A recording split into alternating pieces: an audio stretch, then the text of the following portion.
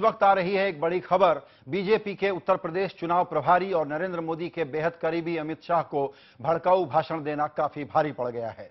मुलायम सिंह यादव के सिपहसालार और उत्तर प्रदेश के मंत्री आजम खान को भी चुनाव आयोग की नाराजगी झेलनी पड़ी है।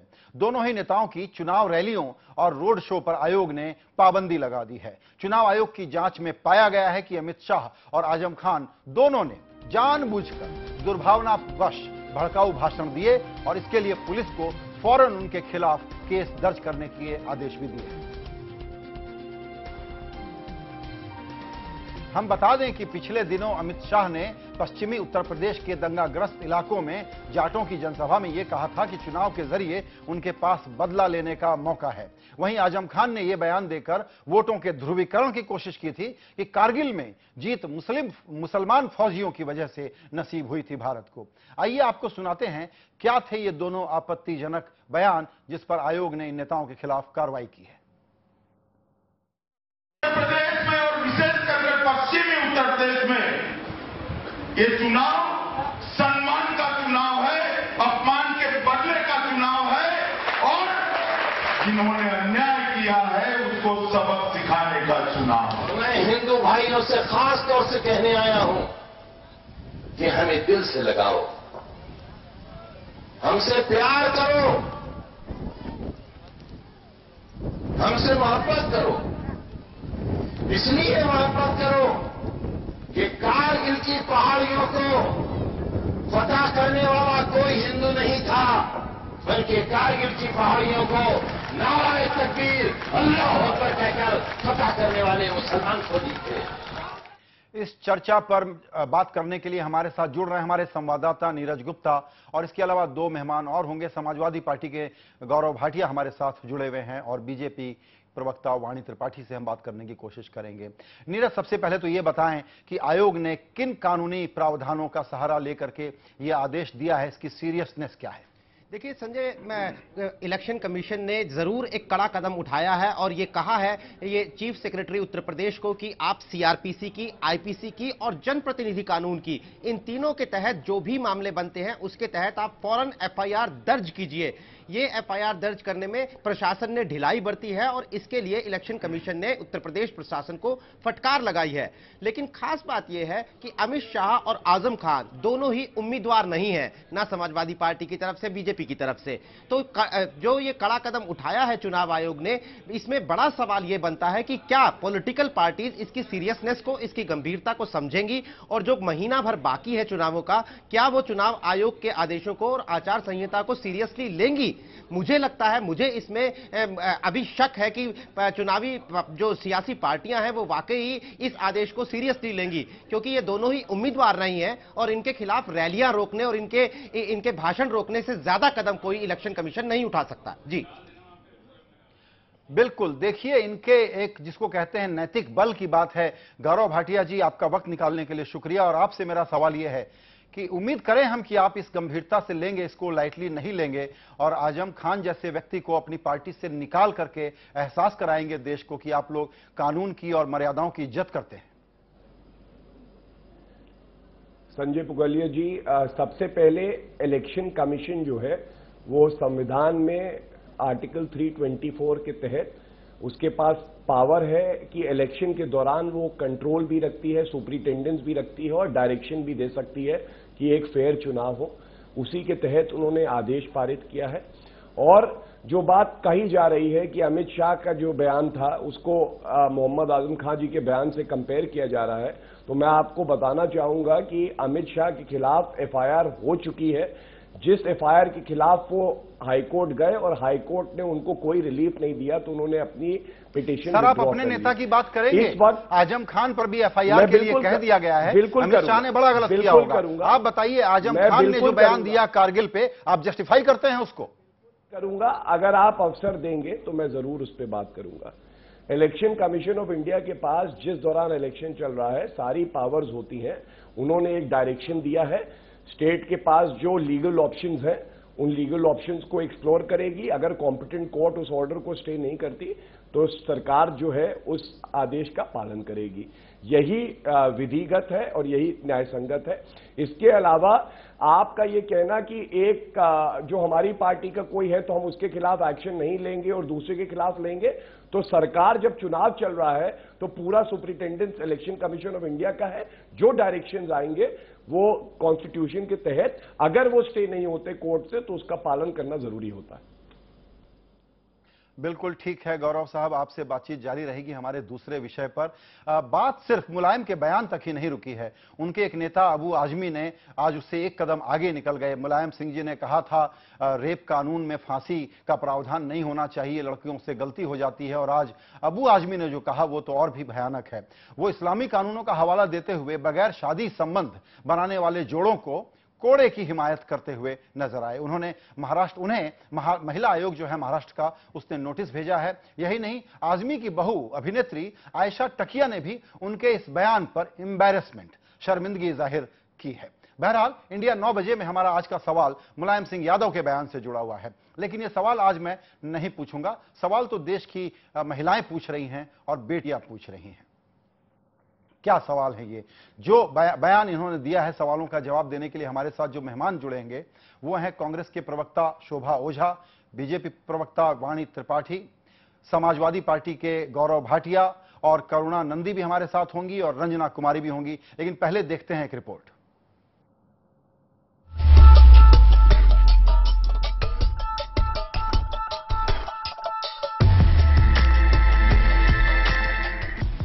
रेप में फांसी दी जाएगी। 3 लड़के हैं, गलती हो जाती है तो 3 को भी फांसी दे दी बम्बई में। उत्तर प्रदेश के मुरादाबाद शहर में रैली थी, सामने भारी भीड़ और उस भीड़ के सामने नेताजी यानी मुलायम सिंह यादव की एक सोच। समाजवादी पार्टी के मुखिया मुलायम सिंह यादव बलात्कार और बलात्कारियों पर अपनी राय जाहिर कर रहे थे। गौर से सुनिए वो राय। बेचारे को 3 को फांसी हो गई। रेप में फांसी दी जाएगी। 3 लड़के हैं, गलती हो जाती है। हाल ही में मुंबई के शक्ति मिल गैंगरेप केस में बार बार बलात्कार के दोषी पाए गए कुछ लोगों को सजाए मौत सुनाई गई है। पिछले साल 16 दिसंबर को निर्भया गैंगरेप केस के दोषी भी कोर्ट से ऐसी ही सजा के हकदार बने। मुलायम सिंह के राज्य में ही रहते हैं निर्भया के माँ बाप। अपने राज्य के नेता का ऐसा बयान उनके दिल में भाले की तरह चुभ गया। पुरुष नहीं सुरक्षित है और औरत कहां से होगी? इन लोगों की सोच इतनी घिनौनी है कि या सत्ता में आने के लिए क्या से क्या कर जाएंगे, देश को ही बेच डालेंगे तो भी इनको सब्र नहीं होगा। लेकिन शायद मुलायम को इससे रत्ती भर फर्क नहीं पड़ता कि पीड़ितों का परिवार क्या सोचता है। वो बखूबी बलात्कार को लेकर अपने विवादित बयान पर कायम रहे, जबकि उनके बेटे और उत्तर प्रदेश के मुखिया अखिलेश यादव कुछ दूसरी ही कहानी सुनाते रहे। जो गंभीर घटनाएं हैं और गंभीर मामले हैं और जो संवेदनशील मामले हैं, उन पे जनता ही नहीं, मैं समझता हूं पूरा देश या तमाम लोग चाहते हैं कि कार्रवाई कड़ी हो। लेकिन नेताजी का यह बयान देश की 49% महिलाओं की खुददारी पर चोट कर गया। रूलिंग पार्टी है उत्तर प्रदेश में, अगर उसके मुखिया इस किस्म की कोई बात कहते हैं तो इसका मतलब बढ़ावा दिया जा रहा है उन अपराधियों को कि आप कुछ भी करिए, आपको हम बचाएंगे। कल का माननीय मुलायम सिंह यादव जी का बयान बहुत ही दुखद, आपत्तिजनक और कष्ट पहुंचाने वाला है। श्री मुलायम सिंह यादव के इस बयान बहुत महिला खिलाफ है, खतरनाक है। कुश्ती के अखाड़े से लेकर सियासत के गलियारों तक के मजे हुए पहलवान कहे जाने वाले मुलायम सिंह यादव इस बार शायद चूक गए। उनके बयान को लेकर जो गुस्सा महिलाओं में नजर आ रहा है, उसका खामियाजा समाजवादी पार्टी को आने वाले चुनाव में देखने को मिल सकता है। कैमरा पर्सन निजाम के साथ शलभ बनी त्रिपाठी, लखनऊ, IBN से। और जैसा हमने कहा, इंडिया 9 बजे में आज ये सवाल हम नहीं पूछेंगे, देश की बेटियां पूछ रही हैं मुलायम सिंह यादव से सवाल। आखिर रेपिस्टों के साथ मुलायम सिंह यादव की हमदर्दी क्यों है? मुलायम सिंह को महिलाओं की सुरक्षा के बजाय दोषियों की चिंता क्यों? क्या मुलायम सिंह का यह विचार महिला विरोधी नहीं है? क्या मुलायम सिंह यादव का बयान बलात्कारियों को बढ़ावा नहीं देगी? आइए अब चर्चा शुरू करते हैं। सभी मेहमानों का वक्त निकालने के लिए शुक्रिया। और पहला सवाल गौरव भाटिया आप ही से होगा, समाजवादी पार्टी की तरफ से। क्या सोच करके मुलायम सिंह जी ने यह बयान दिया? संजय पुगलिया जी, पहले सबसे ये कहना बहुत जरूरी है कि उनका जो पूरा बयान था वो किसी भी मीडिया चैनल ने नहीं चलाया था कल, और कुछ उसके अंश चलाए जा रहे थे। आज मुलायम सिंह यादव जी ने ही एक रैली में ये बात कही कि वो महिलाओं का बहुत सम्मान करते हैं और वो चाहते हैं कि कड़ी से कड़ी कार्रवाई जो भी आरोपी हो रेप जैसे संगीन मामलों में, और तुरंत कार्रवाई हो। लड़कों से गलतियां हो जाती हैं, स्पष्टीकरण के बाद से गलतियां हो जाती हैं, फांसी नहीं दे सकते। हम आएंगे तो कानून बदलेंगे।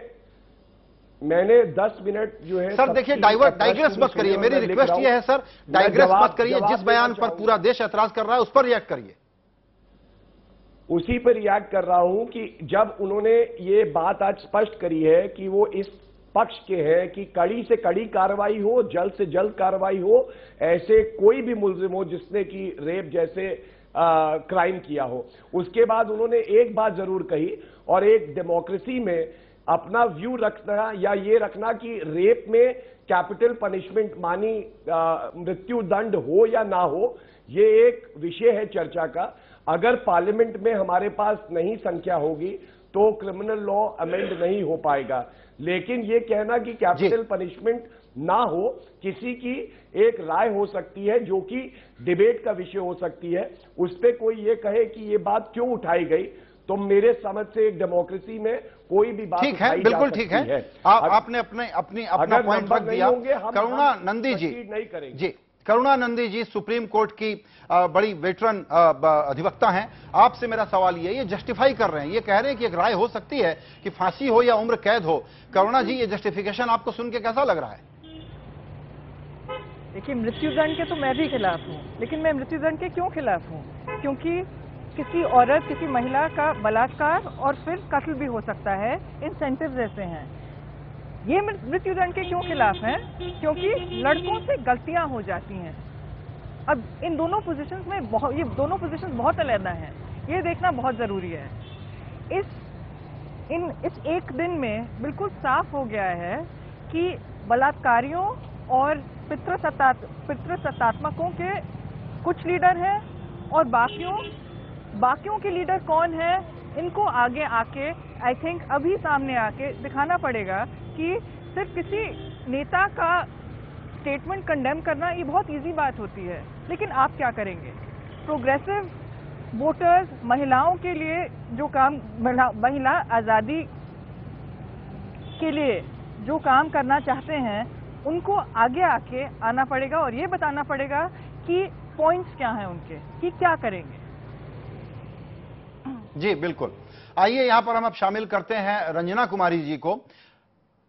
जी आपके पास आऊंगा गौरव सर, अभी आऊंगा मैं आपके पास। रंजना जी, अभी आपने 2 तकरीरें सुनी।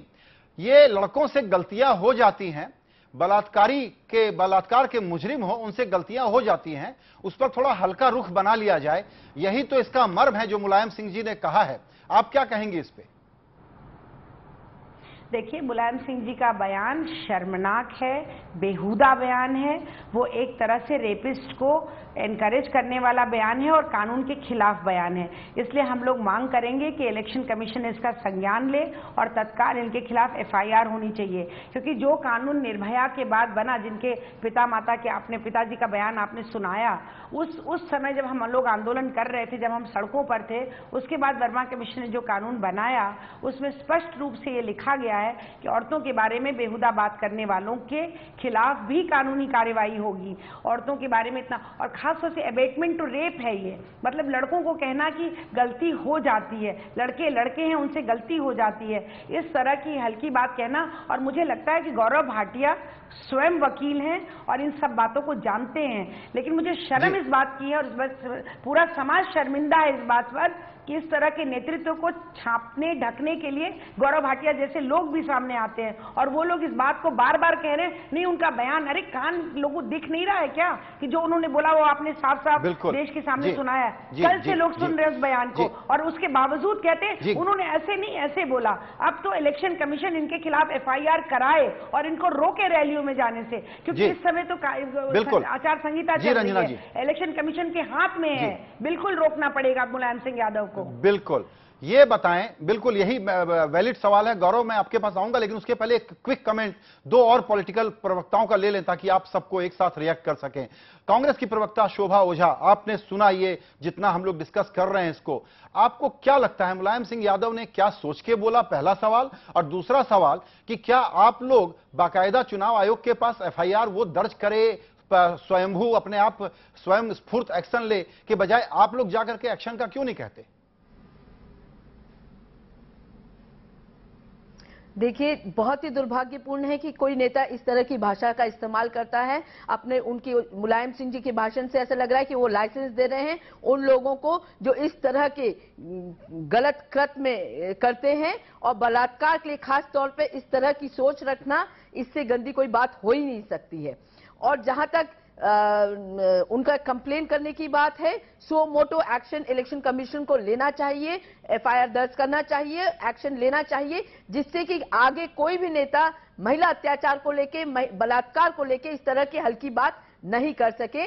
और लड़का है, गलती होती है, ये कहना अपने आप में ये बताता है कि लड़कों को वो छूट देना चाहते हैं, कुछ भी करने की, महिलाओं के साथ कोई भी अत्याचार करने का वो लाइसेंस देना चाहते हैं क्या, ये साफ उन्हें करना चाहिए कि वो क्या कहना चाह रहे थे, और माफी मांगनी चाहिए देश से। बिल्कुल, न कि आज गौरव जी जो अभी बयान दे रहे हैं, जो या जस्टिफिकेशन दे रहे हैं, वो उससे काम नहीं चलेगा। मुलायम सिंह जी को माफी मांगनी चाहिए इस देश से। जी, वाणी त्रिपाठी, आपसे भी मेरा यह सवाल है, आप लोगों ने बड़ी निंदा कर दी इस बयान की, लेकिन प्रोएक्टिवली आप लोग इस पर कोई लीगल एक्शन क्यों नहीं लेते, कोई कंपेलिंग एक्शन क्यों नहीं लेते, सिर्फ लिप सर्विस क्यों कर रहे हैं? संजय जी, ये सवाल सिर्फ मुलायम सिंह जी के वक्तव्य का नहीं है। विडंबना इस बात की है कि जब जब ऐसी घटनाएं होती हैं, हम कुछ टेलीविजन डिबेट्स पर आकर क्रिया प्रतिक्रिया, नहीं बिल्कुल ठीक है, इसीलिए मैं स्पेसिफिक इस पर आपको एक्शन के लिए, आपसे एक्शन के लिए पूछ रहा हूँ स्पेसिफिक ढंग से। 1 मिनट संजय जी, मैं फोन लाइन पर हूँ, तकनीकी डिफिकल्टी की वजह, कम से कम 30 सेकंड दीजिए मुझे बोलने के लिए। सवाल यहाँ ये है कि समाजवादी पार्टी और जिस सभ्यता की बात करें, उत्तर प्रदेश में महिलाओं की स्थिति का पूरा उजागर होता है कि वो प्रतिबिंब है किस तरह से यूपी की सरकार, जो इतने दिनों से बार बार बातें आती रही कि महिला सुरक्षा इतना बड़ा इश्यू है, और सबसे ज्यादा घोर निशंस बात यह है कि हजारों करोड़ों चुनावी वायदों की तरह एक इलेक्शन मीटिंग में मुलायम सिंह जी ने ये बात कही है। तो मुझे लगता है देश को सबसे ज्यादा तो इस बात को जानने के लिए इस वक्त हम तत्पर हैं कि अगर चुनावी वायदे रेप डोल की तरह किए जाएंगे तो फिर महिलाओं का और बलात्कार का हम किस विषय पर यहाँ चर्चा कर रहे हैं, इसके बारे में हमें पूरी तरह से बातचीत करनी चाहिए। और मुलायम सिंह जी और अखिलेश यादव जी का सवाल है, उत्तर प्रदेश में महिलाओं की जो परिस्थिति है, ये उसका नग्न और सबसे ज्यादा नग्न स्वरूप है। पता चलता है कि जब एक पूरे प्रदेश का मुखिया इस तरह की बात कर रहा है तो उससे पता चलता है कि किस तरह की मानसिकता और किस तरह की नृशंस मानसिकता का वो भाग है। और बिल्कुल इस पर एक्शन होना चाहिए। इलेक्शन कमीशन को इसको बहुत स्ट्रांग कॉग्निजेंस लेनी चाहिए। और इलेक्शन डोल है, ये इलेक्शन डोल है। जी करुणानंदी, आपसे मेरा सवाल यह है कि अगर इतनी बेचैनी है तो सचमुच जिस समाज की तरफ से हम बात करने की कोशिश कर रहे हैं, जिस गुस्से को जाहिर करने की कोशिश कर रहे हैं, क्या एक्शन लिया जा सकता है जो कंपेलिंग हो और ऐसे नेताओं को थोड़ा सा आईना दिखा सके?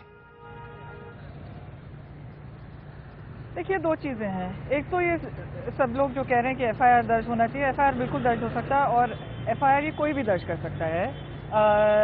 सेक्शन 125 है रिप्रेजेंटेशन ऑफ पीपल एक्ट का, और 153A वगैरह भी, और IPC में कानून है जिसमें FIR दर्ज हो सकता है। लेकिन मैं एक बात कहना चाहूँगी कि अभी वानी जी से प्रश्न पूछना चाहूँगी कि भाजपा के घोषणा पत्र में पेज 23 पे कुछ इंग्लिश वर्जन में करीब 5 या 6 छोटे छोटे पॉइंट लिखे हैं महिला सुरक्षा पे और महिला के मामलों में। मेरा प्रश्न ये है कि 6 बहुत अहम मुद्दे बोलिए बोलिए पूरे देश से महिला आई हैं और ये 6 बहुत अहम मुद्दे एक महिला आज़ादी घोषणा पत्र में इंक्लूड किए हैं। कांग्रेस का मैनिफेस्टो बिल्कुल परफेक्ट नहीं था, कुछ चीजें थी, कुछ नहीं भी थी। आम आदमी पार्टी का बिल्कुल परफेक्ट नहीं था, CPI-ML का भी परफेक्ट नहीं था, लेकिन उन्होंने ये महिला आज़ादी घोषणा पत्र अडॉप्ट किया है। वानी जी से मेरा ये सवाल है कि अभी फिलहाल बड़े बड़े पोस्टर्स पे हम देख रहे हैं कि महिला सुरक्षा पे ये वोट्स मांगे जा रहे हैं, लेकिन ये महिला आज़ादी घोषणा पत्र क्या बीजेपी अप्रूव करती है, सपोर्ट करती है, इंडोर्स करती है कि नहीं? बिल्कुल। करुणा, बदकिस्मती से वाणी के साथ हमारी बातचीत लाइन टूट गई है, तो अब बातचीत शायद न हो पाए, लेकिन अब हम चलते हैं गौरव। आपने ये बातें सुनी है। देखिए, मेरा ये कहना है कि बुरा मत मानिएगा, एक उम्र के बाद कभी जुबान से कुछ निकल जाता है, उसको छोटी सी गलती मान करके माफी मांगी जा सकती है। उसको जस्टिफाई करना, आप जैसे नए जमाने के वकील अगर जस्टिफाई कर रहे हैं तो बड़ी तकलीफ होती है सर।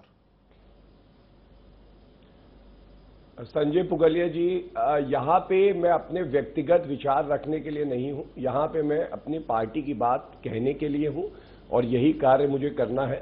तो मैं जो कार्य कर रहा हूँ वो सिर्फ इतना कर रहा हूँ कि जो हमारे नेता मुलायम सिंह यादव जी ने आज कहा, क्योंकि कल मीडिया ने कुछ अंश उनके भाषण के दिखाए थे, तो सर्वप्रथम उन्होंने जो बात कही वो ये कही कि महिलाओं का वो बहुत सम्मान करते हैं, पार्टी बहुत सम्मान करती है। दूसरी बात, कल मीडिया दिखा रहा था, क्या जो संगीन अपराध करें उनके खिलाफ कार्रवाई नहीं होनी चाहिए, ये कहा है उन्होंने। तो उन्होंने खुद स्पष्ट किया कि वो कह रहे हैं कि उनके खिलाफ सख्त से सख्त कार्रवाई हो और दूसरा जल्दी कार्रवाई हो। तीसरी बात, मैं सिर्फ इतना आपको एक उदाहरण दे रहा हूं पुगलिया जी, अभी आधे घंटे पहले अबू आजमी के खिलाफ कार्रवाई करेगी आपकी पार्टी? अबू आजमी जी का जो बयान है वो विधिक रूप से उसको गलत ही कहना पड़ेगा, क्योंकि आईपीसी में जो रेप की परिभाषा है उसको शायद वो नहीं जानते, वो कानून की ज्ञाता नहीं है। इसलिए मैं सिर्फ इतना कह सकता हूं, सर्वप्रथम वो पार्टी का स्टैंड नहीं है, और दूसरा जो बात उन्होंने कही वो कहीं ना कहीं न्याय को ना जानते हुए या कानून को ना जानते हुए उन्होंने ऐसा व्यक्तित्व दिया है, जिसको मैं समझता हूं कि खुद बातचीत में मैं ये चीज उजागर करूंगा। लेकिन मैं एक उदाहरण जरूर दूंगा। संजय जी, आपने कहा कि आप युवा हैं, डिफेंड कर रहे हैं, आपको मैं ये भी बताना चाहूंगा कि इस तरह के जो बयान आप लोग मीडिया कई बार तोड़ के दिखाती है, उदाहरण के तौर पे अभी एक बहुत प्रतिष्ठित चैनल पे करण थापर जी है, उन्होंने बार बार अपने शो में ये कहा कि समाजवादी पार्टी के लोग भाग रहे हैं और गौरव भाटिया जी को आना था, वो आए नहीं, जबकि सच्चाई ये है कि उनका टेक्निकल जो यूनिट था वो पैच थ्रू नहीं कर पा रहा था। तो मेरी सिर्फ इतनी गुजारिश है, कोई नहीं, आपने अपनी पार्टी की तरफ से जो औपचारिक बचाव रखना चाहिए वो आपने कोशिश की है, ये कहते हुए कि मेरी व्यक्तिगत राय तो मैं यहां बताने के लिए आया नहीं हूं। दरअसल रीडिंग बिटवीन द लाइन की हमको आदत है, लेकिन हम नहीं पढ़ेंगे और न इसको हम व्याख्यायित करेंगे। यहां पे समय की कमी है, वरना इस चर्चा को हम आगे बढ़ाते। सभी मेहमानों का शुक्रिया, और चलते चलते हम सिर्फ यही कहना चाहते हैं, मुलायम सिंह को हम बहुत विवेकवान नेता समझते थे, राम मनोहर लोहिया का शिष्य समझते थे। आज तो राम मनोहर लोहिया को भी शर्म आई होगी।